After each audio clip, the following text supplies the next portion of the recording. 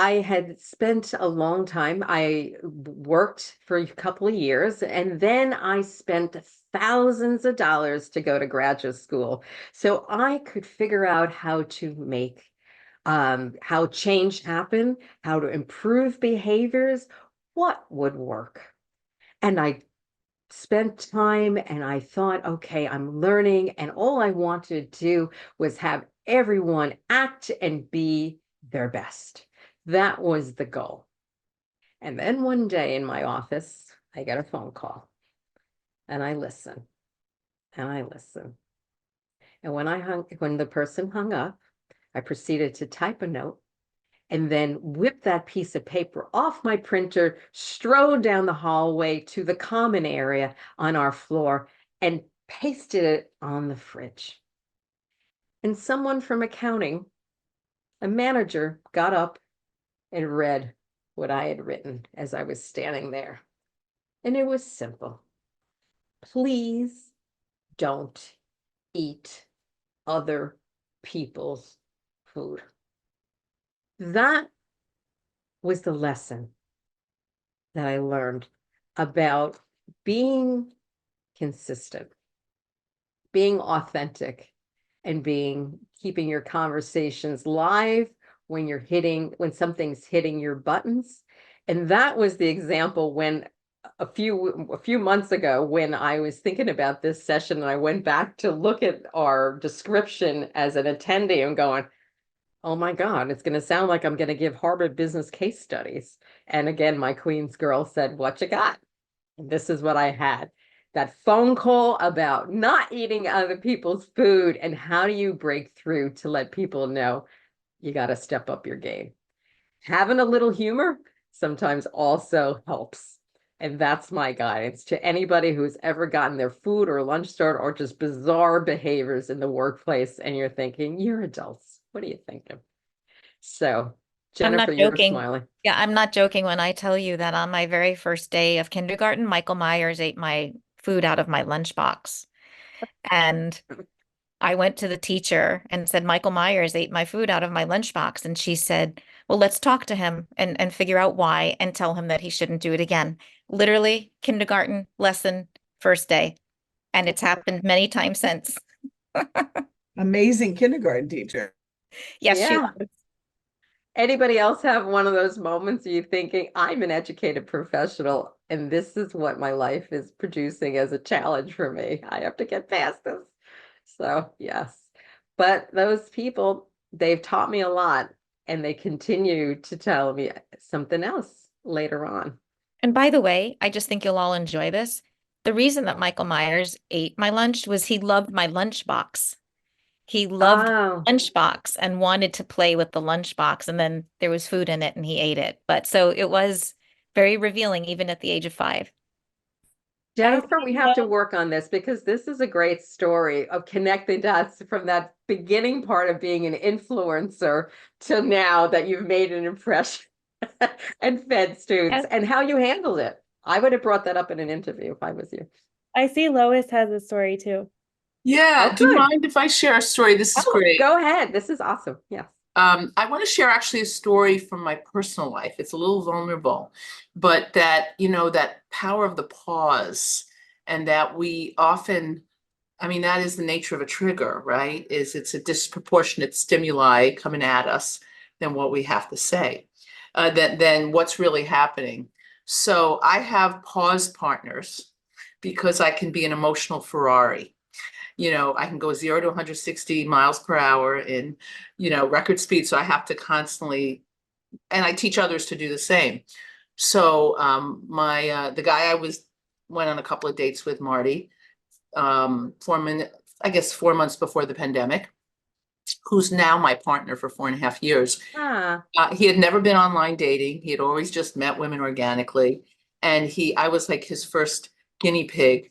And I wrote him a text. He didn't know how any of this stuff. We had a lovely hour conversation. We were supposed to meet for our first meeting.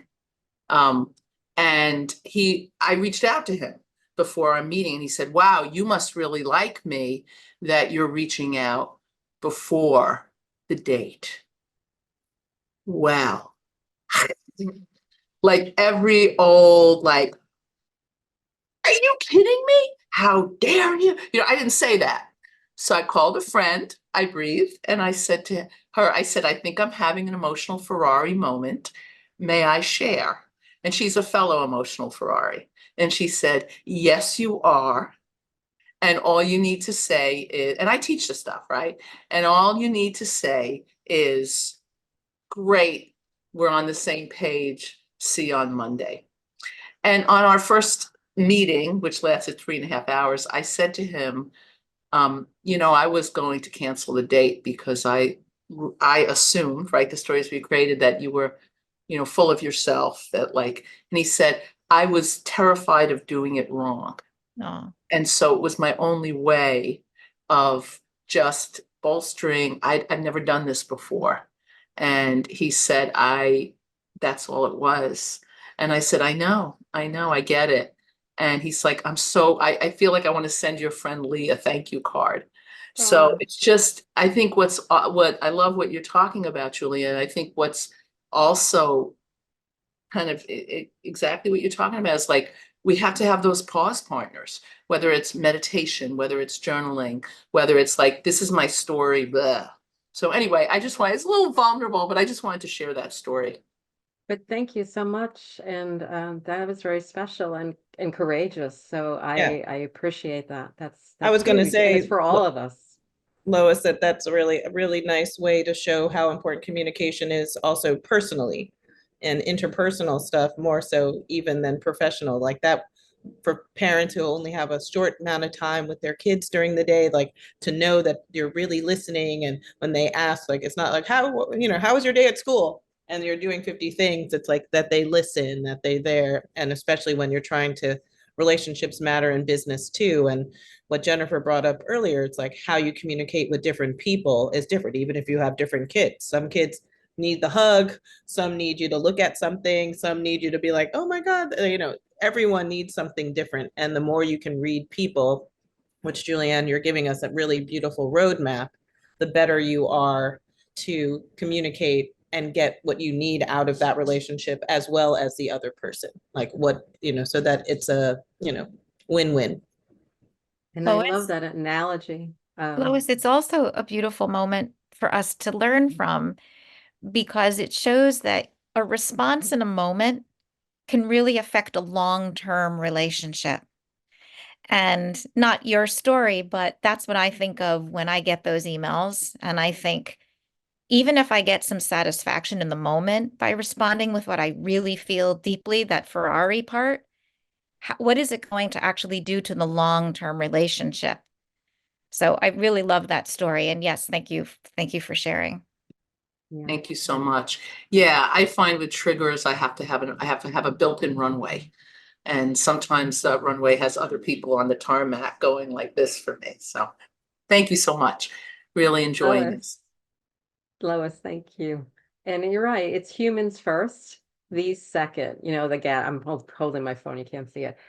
The gadgets first and do human as much. And what all of you start to say is, the power of the pause and stepping away.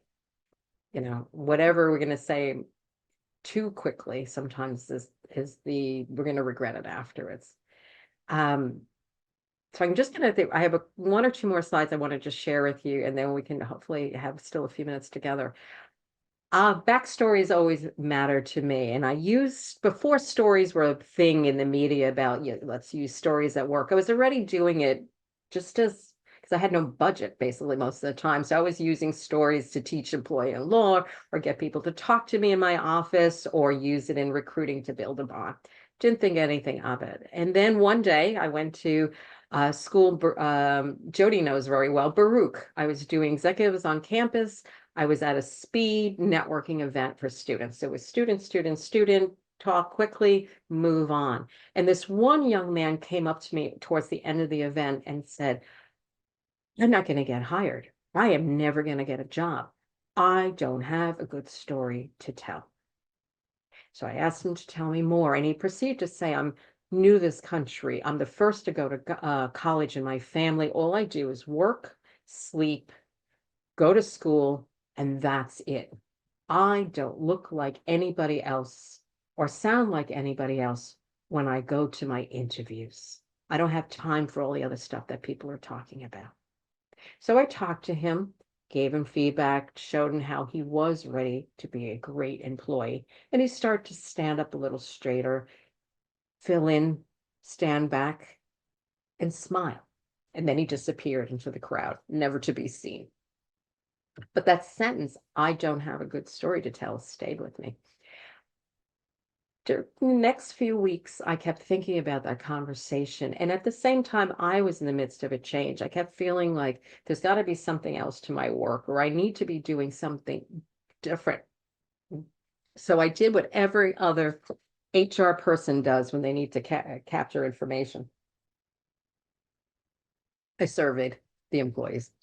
And I reached out and I asked one question: where do I bring value to my work?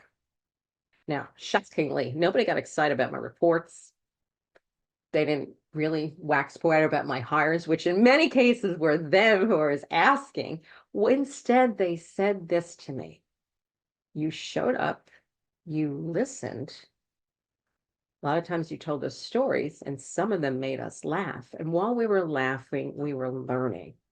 And on some days, that made all the difference. And when I heard that, I start to stand a little straighter. That I didn't need to speak in PowerPoint and bullets, that the staffs had told me that showing up made a difference in who they were, that it was the power of small things that built engagement and learning. And then I started to take the story work seriously.